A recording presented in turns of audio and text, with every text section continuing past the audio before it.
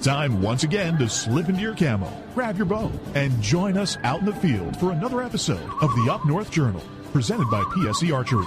The Up North Journal crew is knocked and ready to rock for another exciting adventure. So let's step outside and hit the trail.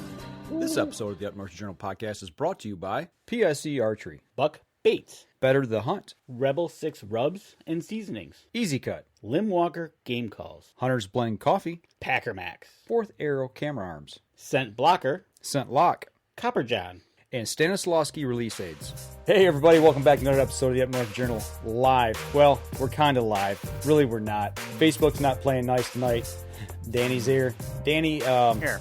What's that? I'm here. You are here, yeah. So we're going to record this episode. We're going to throw it out there live later on, or throw it out there for everybody to watch later on. For those of you on the podcast, you haven't missed a thing because it's the normal way that we deliver the show. Right. But before we get started, we do want to take care of some quick business. Dan, why don't you go ahead and talk about the people who help us? Yeah. You know what? Exactly. You know, we're sitting here, we're doing our COVID thing going on, but you know, it's always good to help everybody get out there and support our supporters that support us. And you know what? The weather is being awesome. I know Mike grilled yesterday, so why not give rebel6rubs.com a check them out? Check out their line of rubs that they have, and if you use the promo code NorthJournal at checkout, you'll get 20% off your order. Absolutely. And then, you know, while you're sitting there eating, hey, why don't you go on over to Buck Baits? Check out the stuff that he's got from his scents and stuff like that, and other product line stuff that he carries. And you know what? Over there, if you use the code UpNorthJournal, you'll get 20% when you check out on your order as well. Mm-hmm.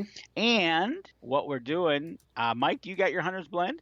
Absolutely, sure do. All right. You know what? We drink Hunter's Blend here in the cabin. And if you go use the promo code capital UNJ, you'll get 10% on your order when you check out at huntersblendcoffee.com. But there's one more we got going on.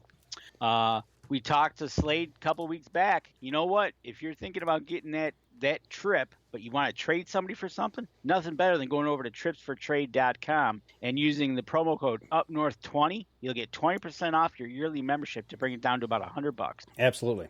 So there you go. Get out there, support those people for us. Well, Dan, how are you doing, man? I mean, I haven't seen you in, 3 weeks now? It's been 3 weeks since I think we actually seen each other. Yeah. But I tell you what, it is one of those things that, man, I've been working from home. Mm-hmm. I've been barely getting out. I get out to go do my walks. Okay. Well, that's good. Still getting the walks in. I've been doing the exercise. This weekend's been kind of a long weekend, but you know what? We've had technical problems. We're really about a half hour late into the show, so let's just get going here. I'm going to bring our guest in right now, and he's actually switched and moved around a little bit here, but we got Lincoln Rohn from Packer Maxx. Lincoln, how you doing, man? Hey guys, what's going on? Yeah, well, finally got you on here. I mean, it's been like pulling hen's teeth today trying to get this stream going, but you know what? We're just going to record it and we'll put it out there for everybody to watch here later tonight. Yeah, that sounds good. We just got to adapt and overcome, just like we have to do on our daily lives right now, huh? That's right. How are you doing over there on the west side of the state? How's this thing treating you guys? We're doing okay. Obviously none of us have ever experienced anything even close to this in our lifetimes. And, we're being careful and, just trying to stay safe. I do have 8 of my immediate family members are in law enforcement, including my son, my son's wife, and my other son's wife, and 2 nephews, a cousin, and a nephew's wife. And so, I keep those people in my prayers, along with all of our, first responders, and my wife is in healthcare, and so I've got a lot of people, that I love that I do a lot of worrying about, and praying for, but absolutely, so far so good, and we'll just hope it continues. Right. And it's been, like I said, it's been weird, and but we're plugging along, and I get to, if it wasn't for FaceTime and video chat, it would be a whole different story. And I can FaceTime with my folks, because they're completely shut off to the outside world, because my dad has emphysema. Mm-hmm. So if he gets it, it would kill him. Right. And so we've been able to video chat, Skype, and FaceTime. And then, we've got a new grandson here not too long ago that is growing right before our very eyes that we haven't seen in 4 weeks. And so we were able to do a drive-by, on Friday and see, actually see him in person. So, but it's been tough, no question. How are you guys doing over there? Yeah, we're hanging in there. I think the hardest thing for me was yesterday. My grandkids came over. My oldest daughter and her husband brought the kids over. We stood out in the front yard, and we're all. It's like I hate to use the term, but it's like we all had the plague. We're all standing apart. Yeah. And my year and a half old granddaughter started running towards me. And I had to run away from her, and it became a game, for her sake. Right. But, man, I just about broke down in tears. It's like I can't even reach out and grab her and hug her, I feel you, man. I when we left my daughter's house with her, with the kids standing in the front yard, man, I broke down in tears. I was just like, this sucks. Right. But what do you do? Well, I've got some people that are in the healthcare industry down south. I've got 3 family members. I got, 2 cousins and my aunt who work, in healthcare, and they're dealing with it directly. Got some friends up here that are as well. And, Danny, how about you? I mean, give a shout out to the healthcare workers in your family. Absolutely. I got several cousins that are on the front lines, nurses, EMTs, a doctor, a couple of doctors. So, you know what? Absolutely. There's a big shout out to them people on the front lines that are out there. You can tell how it's even affecting the show Live PD that they usually do live was doing a special episode that they were all social distancing. So you can tell all around the country how it's affecting everybody. And here personally, exactly that way when things happen and like I got to work from home and we're returned back to work as whenever. But definitely Lincoln and to my cousins out there, a big shout out to the first responders. I want to give a shout out to my wife too. She's working as a checkout clerk at a grocery store here locally. She's been there for a while, and they have no PPE, man. They ain't got nothing to protect them. So they got a piece of plexiglass. Yeah. She does have a mask now. She's got a mask that she's using, but.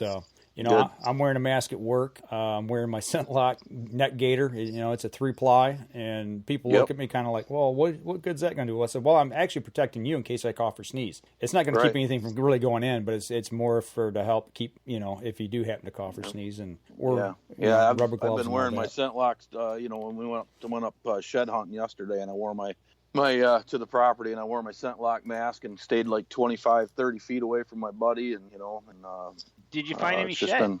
We did not.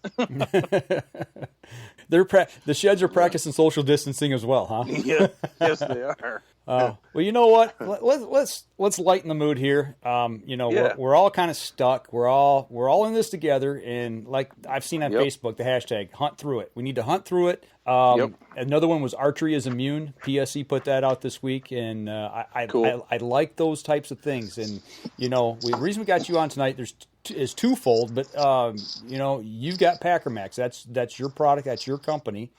And you're a supporter here of us here at Up North Journal, and we wanted to give you a little bit of time to talk about what's new at Packer Maxx and what should people be thinking about, and are you still selling Packer Maxx right now during this crisis? Yeah. So we are continuing to sell units. I'm going to say it's probably down. It's down, definitely, no question. Right. But I'm still, and it is deemed agricultural. And, so we're able to continue, and I have, I'm basically, doing everything myself right now, and, trying to just fulfill orders as fast as I can. And, but we're making it work, and my suppliers have been awesome with me, and fortunately, otherwise I was really close to having to close up because I was going to be out of product.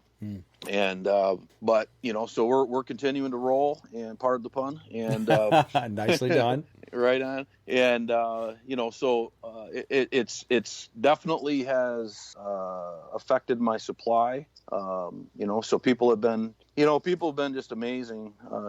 My customers, I just say, hey, and I'm asking for 10 to 14 days, to ship, just so I can keep up. And We've had a couple of delays that I've had to let people know about, and they've just been great about it, And, they understand we're all in this together and, doing the best we can. So, but yeah, we've been able to keep rolling. And, right now is a great time throughout the country. The northernmost stretches of the country is probably a little early yet, but, there's a lot of food plot prep work being done right now. I'm talking to guys down in, Texas and Georgia, Mississippi, Tennessee, been shipping them all over the country. And, they're right in the thick of it, and they're, using this time to get outside and just, try to stay. It's amazing what some of this will do for your mental psyche and, getting out and planting and turning some dirt. Amen to that. And, it is very therapeutic. And I know that anybody that has done any food plotting or hobby farming or gardening, it is definitely therapeutic. And, so there's a lot of people taking advantage of it right now, and I think that's probably a lot to do with why I continue to sell product. I think you're right, Lincoln. Through this. I think really part of just getting outdoors, when you're told to stay in and shelter, you start to think about it, and you're like, hold on, I got to get outside because I take a 2-hour walk every day now, and that 2 hours comes right after work, and it's like totally just, let's just de-stress, listen to the birds, whatever, maybe some music. But like you said, getting out, and is it the right time to start definitely thinking about, getting that food plot? I know some people can get to their food plots real easy, or some people might have to travel. So is now the time to start thinking of what, where, and how? Yeah, definitely. And we start our planning process, early, and February I start, mapping out our plots and figuring out what we're going to plant. And we do a lot of planting of clover, Northwoods Whitetails red clover, over all of our hunting plots. And so that does save us some work in the spring. We all of our hunting plots are going to be, we're just up, and that clover is popping, and so we did some frost seeding over top of those plots as well with the Northwoods red clover, and kind of get that ball rolling up here in northern, in the northern states. You can do some frost seeding. You can you can turn some dirt if you want, and you do have to wait for the soil temps to hit, 60 to 65 degrees is probably your wheelhouse for most seed that you're going to be planting. So okay, so getting your orders in, getting your maps set and all ready to go. It seems like get a plot map out, start mapping, and start doing that. And I bet you what, I bet you we're coming up on a break. So how about we take a break? We'll come back and we'll continue the process of getting us into spring planning. All right, we're going to step outside. We'll be right back after this.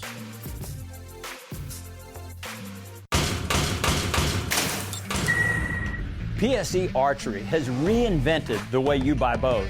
From now on, you can make the most educated decision possible by basing your bow choice specifically on your shooting needs and goals. All you need to do is ask yourself, what kind of shooter am I? What do I want to achieve? PSE will help find the right category for you.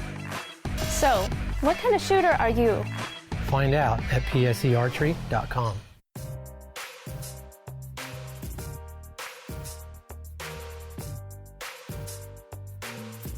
Welcome back. Second segment of the show.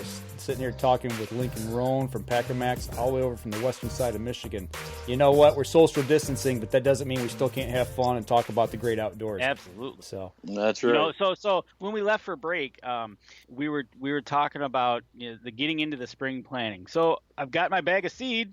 Yep. And I've got, what do I need? What should I do? Can I do what should I do, Lincoln? I know one of the last steps is one of the great steps is using the Packer Maxx. But if I'm looking at a feral field, can I just drag it? Can I what? Give me some tips here that can help me get into the field, get the seed down, use that Packer Maxx, and get me a food plot.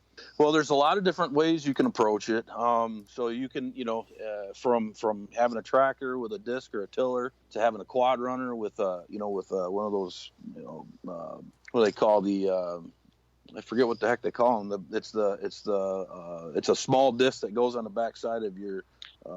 Yes.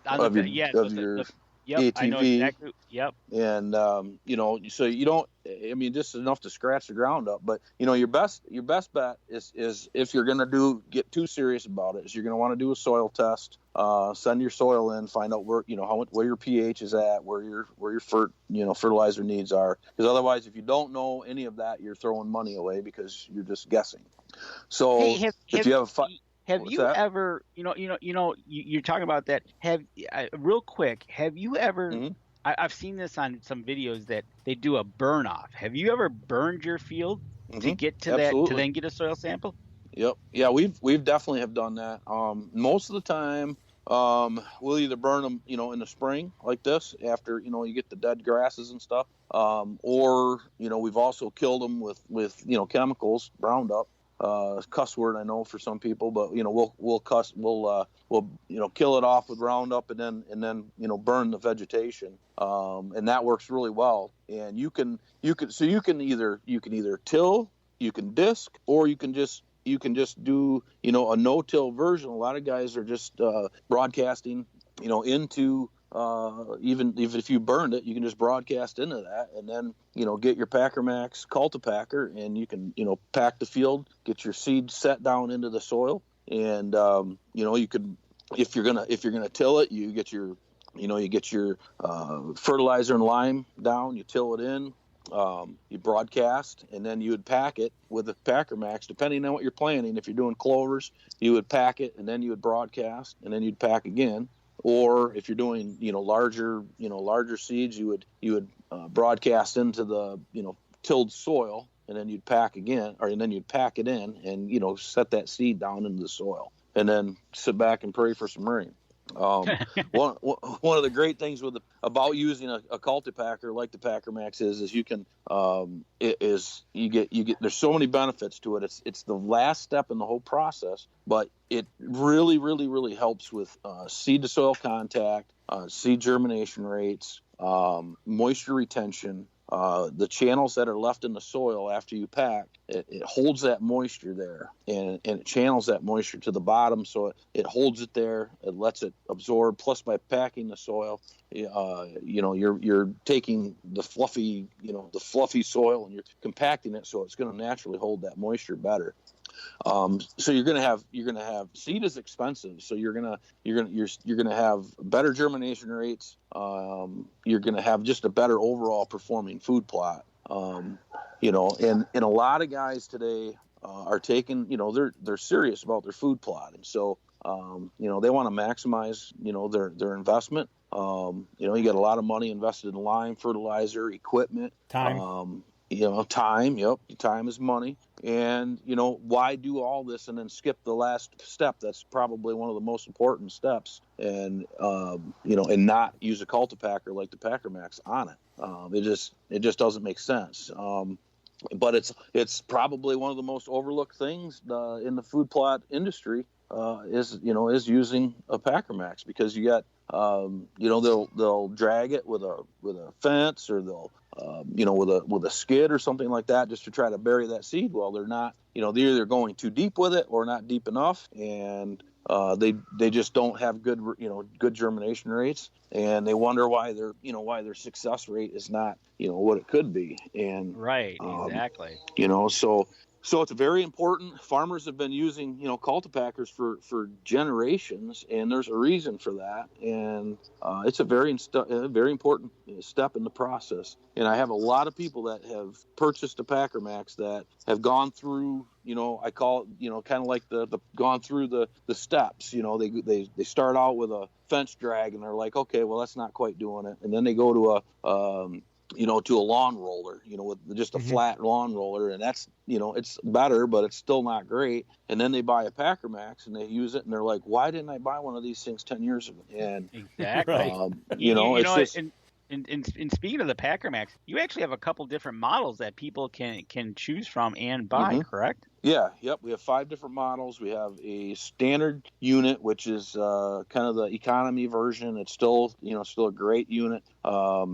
It has a tubular frame. It's got the scraper bar yet, and it has nylon bushings. And then we have the heavy-duty Gamekeeper series, which is endorsed by Gamekeeper, Mossy Oak Gamekeeper, which is, which is that's been a huge relationship for me with them. And they actually reached out to me and wanted to put their name on the Packer Maxx, and they don't do that for just any piece of equipment or any product. It's got to be quality, and they understand, and they actually use it, and recognize the benefits. They recommend a Cultipacker on almost every bag of seed they sell, and they didn't have one. So we have the Gamekeeper series. It's a 4-foot, it's an ATV or a UTV, heavy duty 3/8 inch steel frame, weighs about 400 pounds filled with water. And then we have a 8-foot version of that same unit. It's 2 of the 4-footers gang together, and then we have a 4-foot 3-point hitch model and an 8-foot 3-point hitch model. Well, you sent us some pictures here, and the one I've got up right now, it's got the little tiny tires on the upper side of that. Yes, sir. Is that something that you've just recently added to the heavy duty ones? Yep, it's brand new. A matter of fact, that is actually the picture I sent you is the first prototype. That we've been working on that all winter. That was one of my goals this year, was to get the wheel kit made. Okay. And it can be retrofit to any HD unit that's out there. That's another COVID-19 delay. They are at the production facility. They're cut. They're bent. They've got the shaft welded on, and they are waiting to be powder coated. Oh, okay. So I'll be releasing the wheel kit very soon. I'm actually going to be meeting with my web guys to add it to the website tomorrow, and so it'll be on there, and you can pre-order if you want. They're just it's a great addition, because you can there's so many guys that have to go travel to their food plots across their properties. Right. You might be going through ditches with rocks. You might be, so that was one of the biggest things that I've been asked for, is a wheel kit, and we made it happen. And it's a great kit. You can bolt it on any HD unit. You flip it over, and you hook it to your quad or your tractor or whatever the case may be. Bring it back to your spot, and then you unhook it and flip it back over, and you're ready to roll. God, yeah. So ready to roll. Yep. Yeah, so, that's awesome. I thought that was new this year. I when I saw that, when you sent that picture, I said that's different. So yep, yeah. We just, like I said, that's actually the final prototype, and that you see there, and it's a great, like I said, it's a great addition, and it's really gonna help, with those guys that are dragging it through ditches and stuff. So and you gotta, it is polyethylene. They're extremely durable, but anything you can do to extend the life of it is gonna be beneficial. So. Oh, absolutely. But yeah, so I'm really excited to get that launched. And again, with the Corona stuff going on right now, I'm hoping to get product next week. If all goes well, so then I can start shipping that out right away too. So gotcha. That's good. But yeah, you can see that on our website. Like I said, we're going to be adding it to the website tomorrow. So. Okay, that's what I was just getting ready to ask you, is where can people take a look at it or inquire about it? But you said you're going to put it on the website, so yep, it'll be at PackerMaxx.com, 2 X's. Okay. So make sure you guys get over there and check that out, take a good look at it. And if you've already got one, so this is something that's going to be able to be bolted right on existing ones as well. Yeah, the existing HD unit. Yep, the 4-foot HD. Okay, now with the that is definitely my biggest seller. Probably 5 to 1. Okay. Over any other model. That's why we focus basically on the heavy duty unit. So this would be an add-on as well for somebody that's buying the HD unit. They can upgrade and have it already get that in with their kit, right? Yep. Yep. They can buy it. Yeah, there'll be you can add it, and I'll probably have a separate SKU, the HD with wheel kit. Gotcha. And then I'll have the wheel kit separate, as for guys that already have the units, and then I'll have, obviously just the standard, or just the HD unit too. So. Okay. Did you have that on display at any of your shows? I did not, because I didn't have. I had the drawings, but I did not have the final prototype yet. So I didn't want to put the cart in front of the horse, so to speak. Right, so exactly. I kind of held back and right, wrong, or indifferent, and just because I hadn't been tested, it hadn't, we went through a testing phase. Obviously, we needed to get the prototypes onto the unit, fill it with water, and drive it around, make sure it was going to, stand up.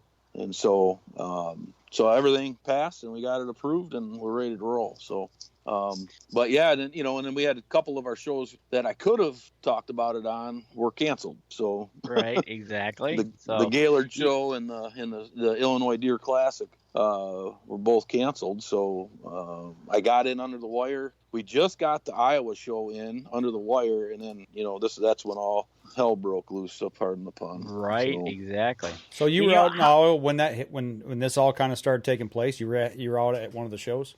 Yeah, I was in Iowa, and we were really wondering how it was going to affect attendance because it had just broke basically. But the show was awesome. It was just a great show. It's the first time I'd been to the Iowa Deer Classic, and I tell you what, if you can get out there, it's an awesome show. I met some really awesome people that I've watched on TV for a long time. I met Jeff and David Lindsay from the Lindsay Way, former Drury Outdoors. I met Pat and Nicole Reeves. And then I also met Brandon Jennings and Dawn Jensen from Drury Outdoors. And Dawn, we're hoping to get her in a commercial. But again, that's been delayed because of all this crap. So right. So that's kind of neat having a Drury team member that's been on. Can you guys hear that? Yeah. So we have a 8:00 neighborhood howl.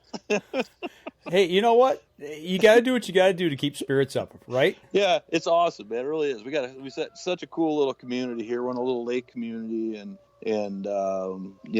that's something that everybody does to have fun and just kind of get out on the decks and laugh at each other. So it's pretty neat. Well, you better watch Danny because when he hears that, it means something different for him up north in the UP. I ain't staying in the woods. The wolves are coming.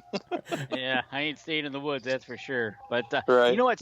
How much water does the Packer Maxx hold? So, you know what? I don't know exactly how many gallons. I've never actually measured it, but the HD weighs about 400 pounds. It's 100 pounds empty, so it's about 300 pounds of water.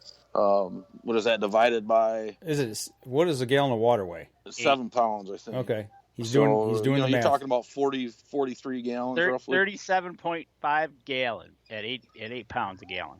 Is that what water weighs, 8 pounds a gallon? Yeah, I think so. I thought it was 7, but whatever. So yeah, it's exactly. It's in the 40. It's roughly 40 gallons. So why I asked that was because one of the tips I've seen that have been done with the Packer Maxx, that people are really getting into creating water holes. Yep. And, they're done. They did everything they want with their food plot, and they're looking at this thing, and they got, just about 40 gallons of water. So what do you do with it? Well, you put a little, got a little pool or something that you created a little watering hole. You just unplug it, and you fill it up. Yep. And you can see the little tap here on the end. I got the picture up right now, Link. So yep. Yeah, it's got an 1.5 inch fill hole with a plug, and you just Jared from the Habitat podcast actually kind of came up with that idea. Mm-hmm. He pulls it up next to his watering hole, his drum, mm-hmm. and just drains it right into the water and adds 40 gallons. So it really works well. You can water trees with it.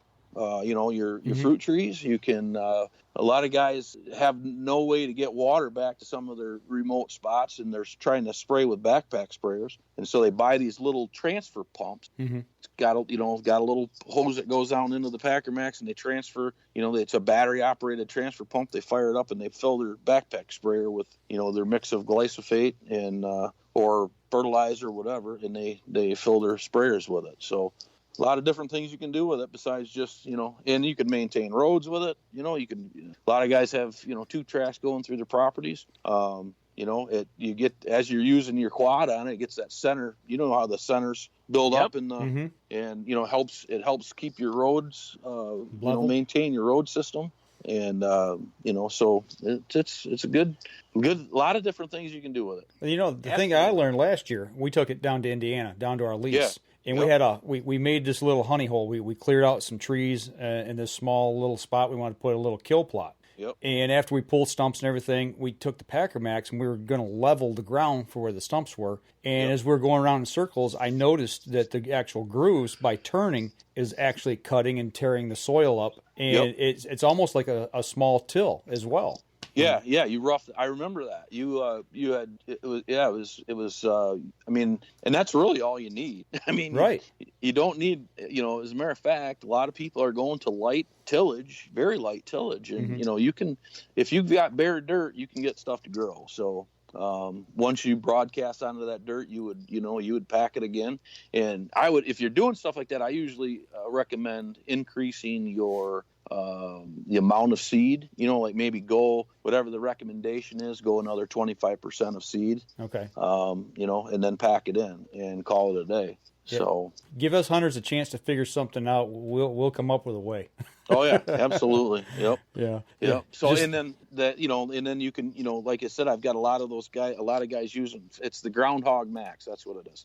On their quads, and then just enough to scratch that surface and get some dirt showing, and you guys are off to the races with a great plot once you pack it all in. So, I tell you what, we're bumping up here on our second break. Let's take another break. We come back. You've been involved in something else that's really pertains to us hunters, and I find it very interesting. So when we come back, we're not going to tell you what it is just yet, but we come back, we're going to get into what else you've been doing. So we're going to step outside, and we'll be right back after this. Cool. PSE Archery has always dominated the speed category. Now, the most revolutionary cam system ever to hit the market has perfected the shooting experience. Introducing PSE's Evolve Cam System, featuring extremely high let-off capabilities and the smoothest draw cycle in history. No other cam system has ever delivered this level of total comfort and total control. Experience PSE. Experience performance.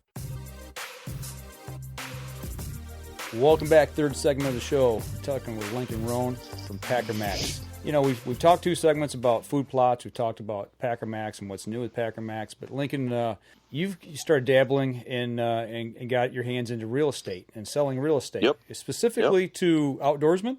Yeah. So I got my real estate license, and I sell for, my broker is Stony Creek Realty, and we specialize in hunting property, farms, and recreational properties. And I started, I'm just starting to kind of get into it. I actually sold my very first property a couple of weeks ago, and again, we were able to close just before all this happened, so that was very nice. So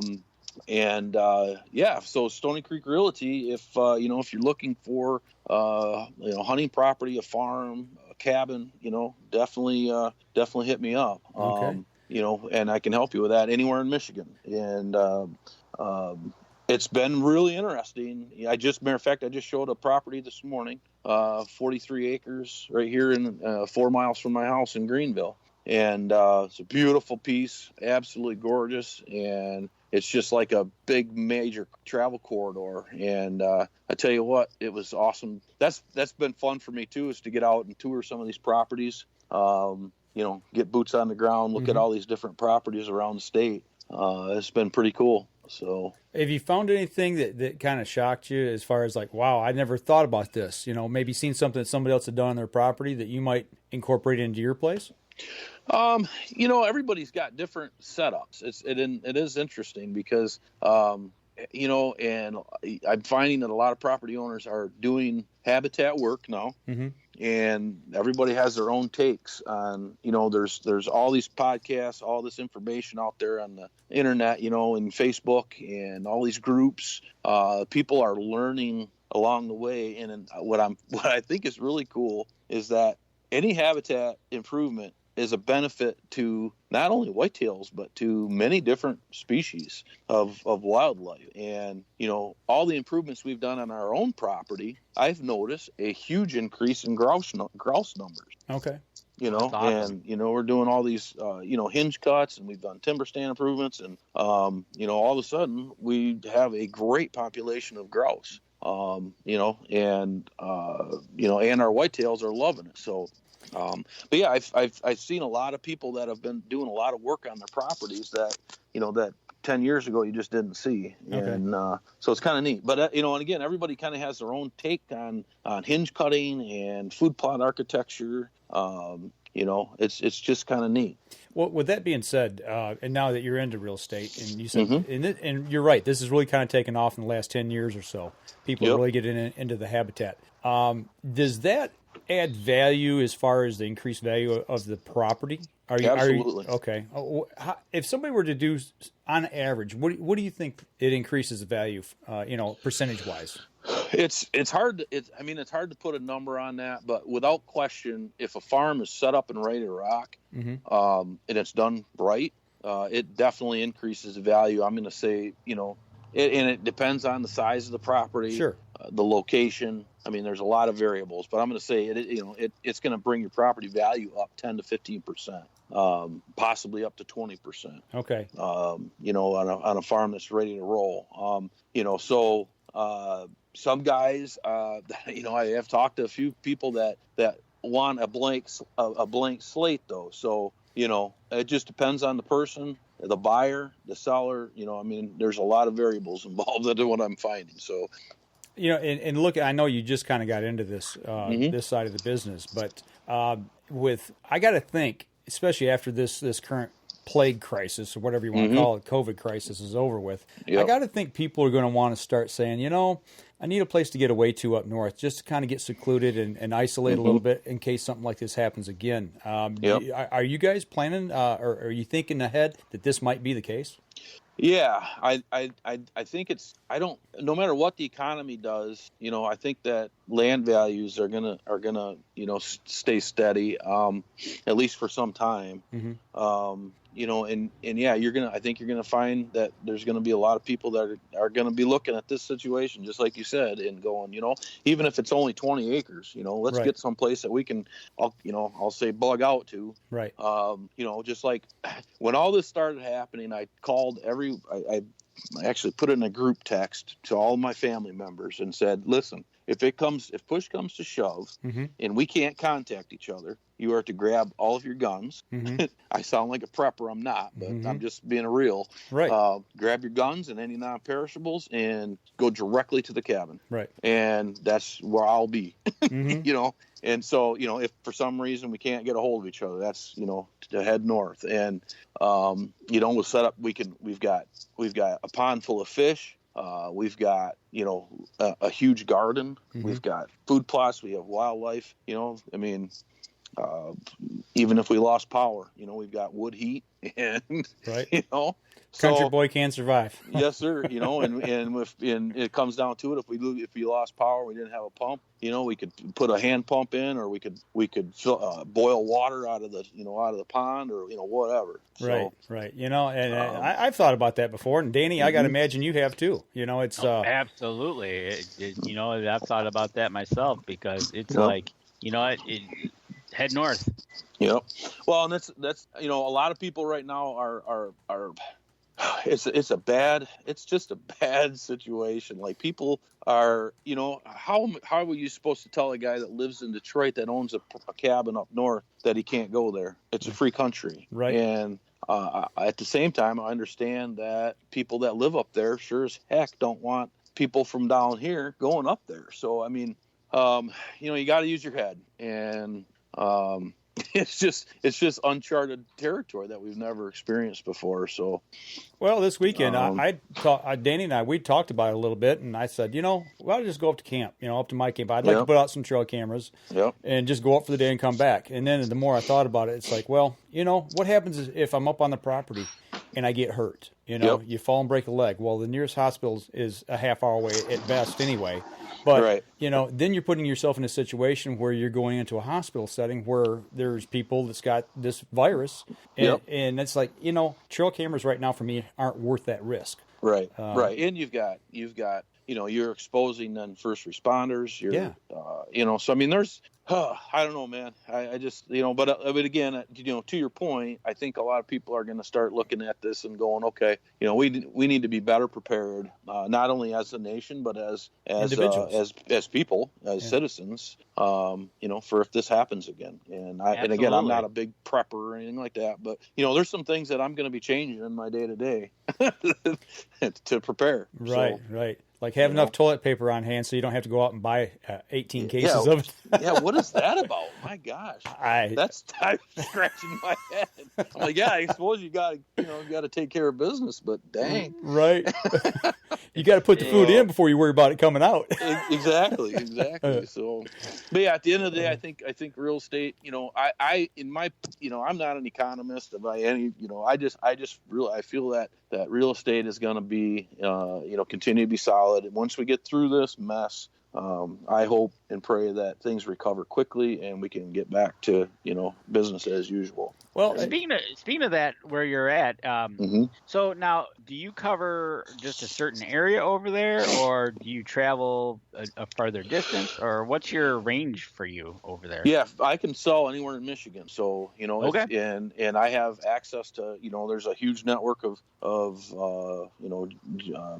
I have access to anywhere in the state. So I just sold a property 75 miles away down in Fenville. That's that one I just sold. And I actually have another farm that I'm going to be listing hopefully relatively soon. We're kind of waiting to see what happens with this mess, but right down the street that I actually picked up that listing off my sign. So and then this property that we just showed, Stony Creek is going to be listing agent on that I just showed today. What a fantastic farm that is. And pretty sure that one might not even hit the market. That one might be sold. So, but yeah, I can go anywhere. I can go anywhere in the state. I can find property. I can sell property you have. We have a great network of people that, are hunters that are either selling or looking. Mm-hmm. And so, it's interesting. It's interesting you said that about a piece of property not even making it to the market, which the other real estate market, residential, I think is having a pause, but I don't think they're having a complete break. I think people are still doing what they need to do because their situation, whatever it might be, is still continuing. It doesn't stop. Right. So I hope you're right about the rebound. People are adapting too. So it is making it very difficult because right now there's almost all the townships are down to a skeleton crew. It's very hard to get title work done because title companies can't, if nobody's in the township offices, it makes it very difficult. So they're doing window closings where you have a packet. They hand it to you in your car. You can wipe it down if you want. You open it. Everything's marked where you need to sign. You sign in your car. You put it back in the sealed, those, what I'm talking about, those plastic envelopes. Seal it back up, hand it back through the window, and, they'll go in and get you copies, and away you go. Or email copies, whatever. And so, the industry is definitely, and you can do, there's so many things that you can do with electronic signatures now. A lot of times, like the guy that we're listing, he's down in Florida and it's just all going to be done electronically. So, you don't have to have a check. They can, they'll just electronically deposit it right in your checking account. So that's the way we sold our cottage up in Mackinac. We didn't have to go up there at all. I was blown away. And that was 3 years ago. I was like, wow, that's cool. Do it all right here online. Boom, you're done. And, the next day or two, whenever it finalizes, there's the funds are in your bank account. So it's so there's a lot of ways to get around it. But, it does make it a little bit more difficult. But, again, where there's a will, there's a way, and we'll get it done. So. Well, looking at recreational property or a farm, or like you said, or hunting property, I want to kind of hone in just a little bit on hunting property. For somebody that, let's say Danny and I were looking at our first piece of property, hunting property. Maybe we've hunted state land all these years, and all of a sudden we find a place we want to look at. What do you think the biggest mistake most new landowners make when looking for hunting property? What would you advise them on as far as one of the key things to look at? I think it's going to come down to kind of your hunting style. A lot of guys have, they have to be you have to kind of adapt to the property. And, unfortunately, there's a lot of variables involved from what your budget is, the location you're looking, what your want list is. Gotcha. Or your wish list is. So I think you kind of have to be careful, and you don't want to go into a property and get too overexcited, and and then buy the wrong piece. That's not going to be right for you. So I think that's where my job comes in, is to really analyze your wish list, your budget, where are you looking for this property? What are your wants and needs? Do you need a facility to stay on or not? There's just a lot of variables involved. Well, one of the biggest things I think, I look back at my span of hunting with my dad and the properties that we had at the time.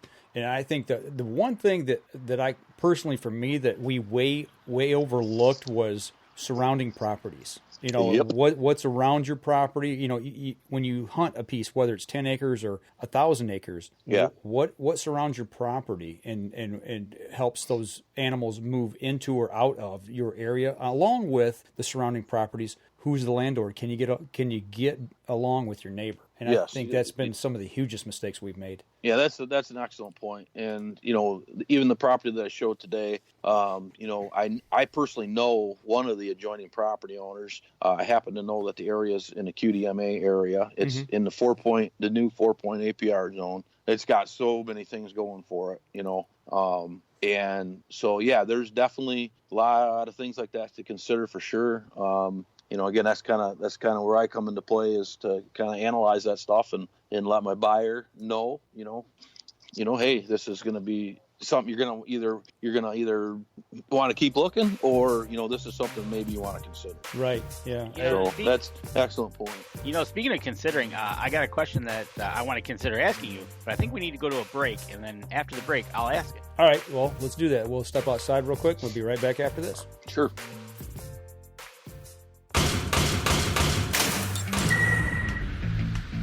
Acceleration is part of PSE's DNA. PSE pioneered the speed movement. Now they've developed the vapor category to help you find the most powerful bows on the market to fit you. High speed equates to intense power and building the momentum you need to be successful. Are you a vapor shooter? Find out at psearchery.com.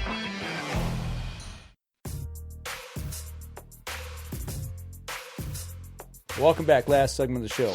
Right before we stepped outside for a break, Danny said he had a question. So, Danny, what we got? Hey, I was thinking, Lincoln, can you were talking about how you're selling a farm, and I know some of these what you say as a farm, they do have tillable acreage. And I don't know that aspect of it, but could you potentially buy a piece of property and be able to lease off to make money back? I'm just asking because I don't know. Yeah, absolutely. There's and again, I'm just kind of getting my feet wet in this, but I've been interested in property sales for quite some time. And with our own property up north, there's different things that you can do to generate income off your property, whether it be timber harvest, whether it be you can lease, you can actually get on good tillable, you can get a nice chunk of money back. Okay, because I didn't know, and I was like, I know you could make money off the timber, but I was like, okay, so you got all this tillable field for farmers, but yet you can, okay. Yep, definitely, and that's one of the things that we do look at is income potential on a property, and like the one that I just showed today doesn't have any tillable, but it's got some great spots for food plots, and it has probably right out of the gate probably $15,000 to $20,000 worth of timber harvest available. So which you may not do it right away, but you at least know that that money is there when that time comes. So tillable is definitely a good way to make a great income off your property. And still, a lot of guys will lease to farmers, and then they ask as part of that lease to leave some of the crops standing for their wildlife. Right, exactly. So cool. I didn't know, and I just wanted to throw that out there as a question because I see it and it's like, wow, that'd be a good piece of property. But what do I do with all this open land? Yep. Yeah, you can lease it out. Farmers there's tons of farmers that are just hankering to buy, to lease that property, and they lease a lot these days because then they don't have the investment of the actual property investment. Well, well, before we get off topic on this, I'm gonna put your business card up. It's what it looks like to me. This is where they can find you. If anybody, even out of state, that's looking for some hunting property or recreational property in Michigan. Yep. Okay, so right there, Lincoln Rohn, 616-550-5779, or give them a call over at Stony Creek Realty, 734-216-1822. Yes, sir. All right. Well, here in the last segment, we got about maybe 8 minutes left. We went a little long in one segment, but I want to kind of wrap up. And where's Leg at? Let him go, let him grow. So we had a meeting earlier this year to kind of figure out where we wanted to take the group. We still have about 35,000 members. It's become a great resource at this point. We are still in full support of antler point restrictions and trying to move that ball forward. We are going to, we're still kind of shifting gears here a little bit, and but yeah, we're still going to continue down that road, and we've been trying to kind of be an educational, we've kind of transitioned into educational, letting people know the benefits of antler point restrictions, or even just, passing bucks in general. You can find a lot of habitat information on the page. You find, I just posted Jeff Sturgis's video with the water hole video. And okay, yeah, exactly. And that's the thing. Education, I think, is definitely a valuable tool to use with what you guys are doing. And at 35,000 strong, you got a lot of mouths there to spread the word and educate more and more than you typically would normally have. And that's awesome that you're continuing that.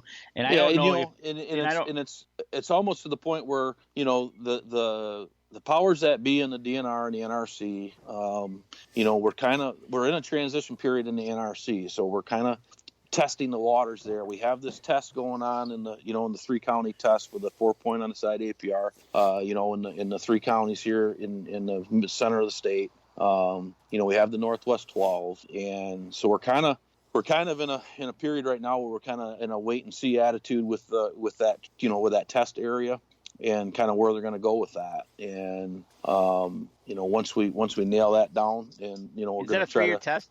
What's that? Is it a 3-year test? I believe it's a 4-year test. So, Okay.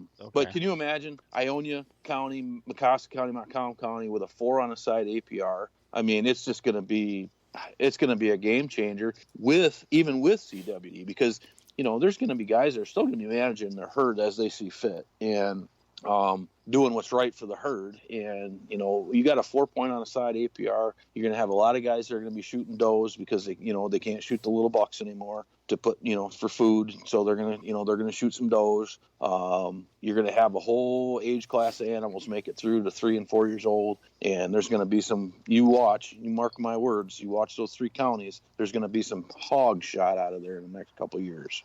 Well, so, and that's the whole goal of it, is doing the management, but also letting them get into that next age class. Yep. So.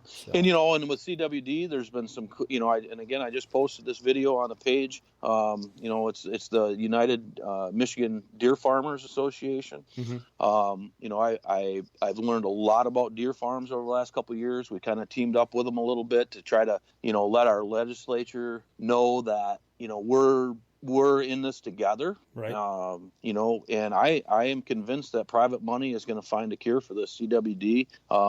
And there's been great strides in genetic testing. This humic acid. If you jump on the Let 'em Go, Let 'em Grow page, I shared that video, and Dr. Dennis Simpson. They have a research facility, and it's state of the art. It's over by Detroit, and they are doing genetic testing. They're doing testing on humic acid, and they've actually been able to prove that humic acid degrades the prion to the point where it's ineffective. And so that is a game changer. And it's a natural fertilizer. Humic, I don't know the ins and outs of it 100%. I'm only going by what I saw in the video, that this humic acid is actually produced as the forest lands, as the stuff decays. Decays. Okay. And so you could just, for instance, if you had a farm, a deer farm, you could fertilize your whole farm with humic acid and potentially eliminate the possibility of a prion living on your farm. And if you have genetic resistance, you're going to be in the wheelhouse, because, these farmers, these deer farmers, I'm telling you, if they find one deer on that property that has it, it's going to be over. They're going to be shuttered. They're going to kill every deer on the farm, and it's going to be done. And these guys have millions of dollars invested in these farms, and their lives, it's their life. And it's scary for these guys. And so they're very serious about finding a cure.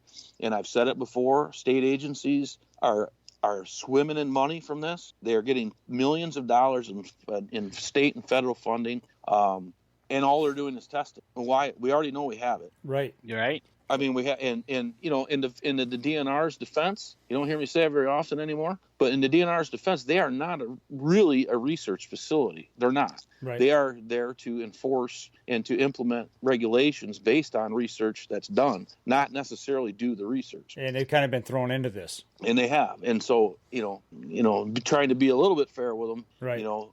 But they're, the testing, yes, it's crazy how similar this COVID thing has been as to what I've experienced with CWD, or we've all experienced with CWD over the last 10 years.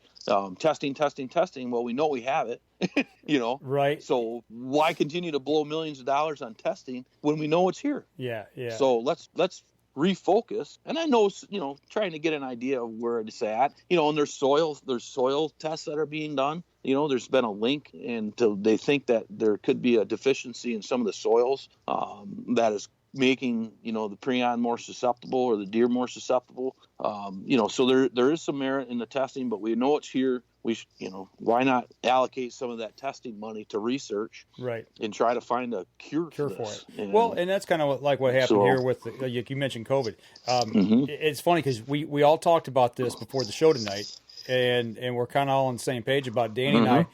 We actually said this 2 weeks ago. I said, this looks a lot like the same path that we're taking with CWD here in Michigan. Oh, God. With numbers and things like that. And I don't want to get into the media and how that's all being portrayed. Let's just focus on the problem. Let's figure out where our spots are, hot spots are, and things like that, which they're doing. And now, and much like what the federal government's doing, is now they're focusing on getting the right things to hospitals to take care of people and get them through it, while they're also researching and trying to develop a vaccine.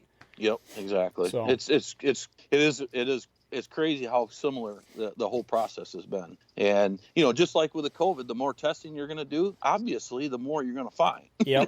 Well, I mean, it's not rocket. You test more, you're going to find more. Same thing with CWD. The more you test, the more you're going to find. Well, we know it's here. We know it's here. So we know it's out there. Yeah. So you. So I'm encouraged with the strides that they've made in the private industry, and it's the same thing with the COVID thing. What happened when the government stepped aside and started bringing in private industry? Yeah, all of a sudden now we've got some movement. All of a sudden, man, things start happening. So the testing you're talking about on the humic acid, that's being done here in Michigan. Yeah, over in the some of it is anyway. I know the Dennis Simpson's farm is called Simpson Whitetail Genetics. I know they've done some of that testing there. They actually took a lymph node from an infected deer and treated it with humic acid, and it killed the CWD. Okay.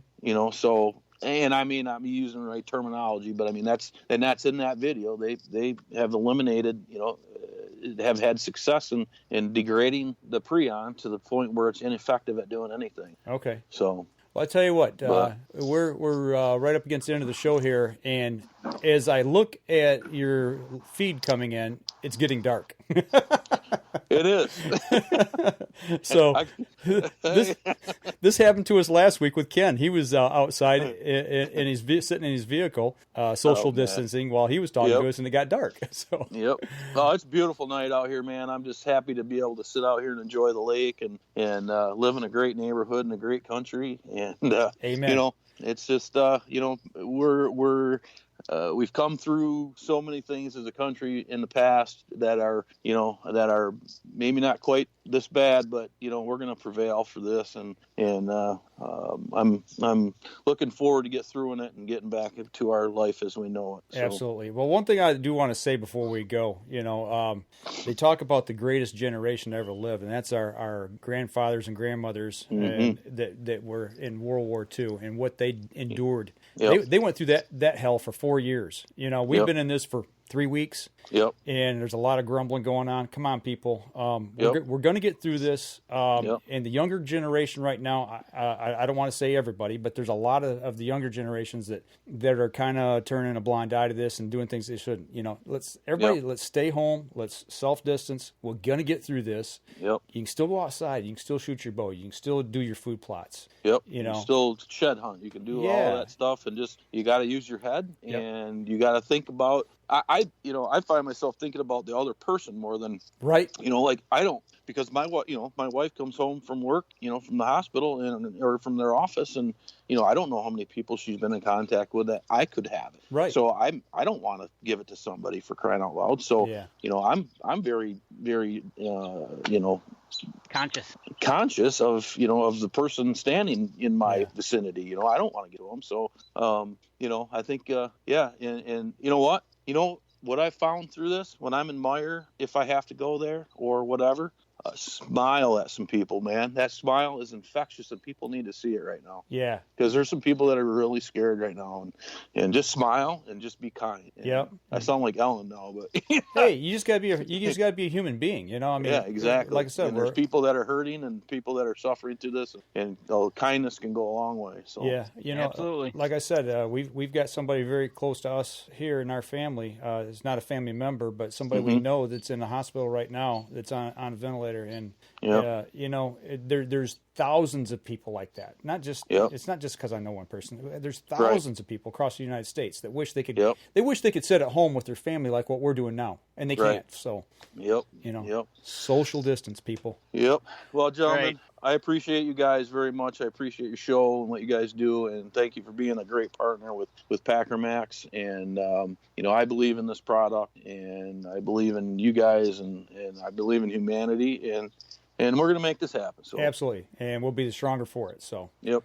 I tell you what, for those of you on the podcast, that'll do it for us this week. Y'all take care, social distance, and we'll be back again. Next week is Easter. We haven't decided if we're going to do a show yet, so stay tuned. We'll make an announcement on that. So for those of you on the podcast, take care and be safe. This episode was brought to you by PSE Archery, Buck Bait, Better the Hunt, Rebel 6 Rubs and Seasonings, Easy Cut, Lim Walker Game Calls, Hunter's Blend Coffee, Packer Maxx, Fourth Arrow Camera Arms, Scent Blocker, Scent Lock, Copper John, and Stanislawski Release Aids.